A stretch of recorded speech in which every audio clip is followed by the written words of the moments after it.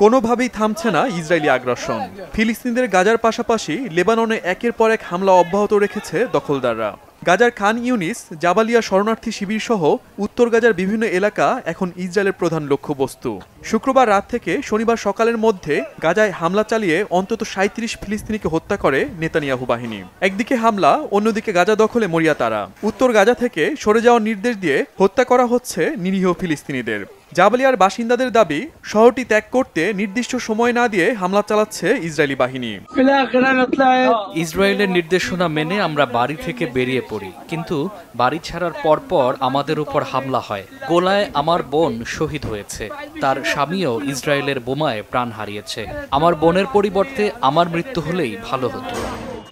গাজায় এই ভয়াবহ পরিস্থিতির মধ্যে কোনোভাবেই যুদ্ধবিরতি চুক্তি বাস্তবায়িত হচ্ছে না। মার্কিন যুক্তরাষ্ট্র বলছে, মিশরের কায়রোতে যুদ্ধবিরতি আলোচনা গঠনমূলক হয়েছে, এখন এটি বাস্তবায়নে সব পক্ষকে এগিয়ে আসতে হবে।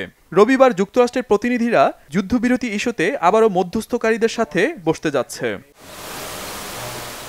এদিকে লেবানন এবং ইসরায়েলের মধ্যে পাল্টাপাল্টি হামলা চলছে। হিজবুল্লাহ শেল লক্ষ্য করে ইসরায়েলি বাহিনী দক্ষিণ লেবাননে বিমান হামলা চালিয়ে এক শিশুসহ অন্তত ৮ জনকে হত্যা করেছে। পাল্টা জবাবে শুক্রবার রাতে উত্তর ইসরায়েলে রকেট হামলা চালায় হিজবুল্লাহ গোষ্ঠী। তবে এ হামলায় কোনো হতাহতের তথ্য পাওয়া যায়নি। গেল বছর অক্টোবরে ইসরায়েল হামাস সংঘাত শুরুর পর লেবাননে প্রাণহানি হয়েছে ৬০০ জনের।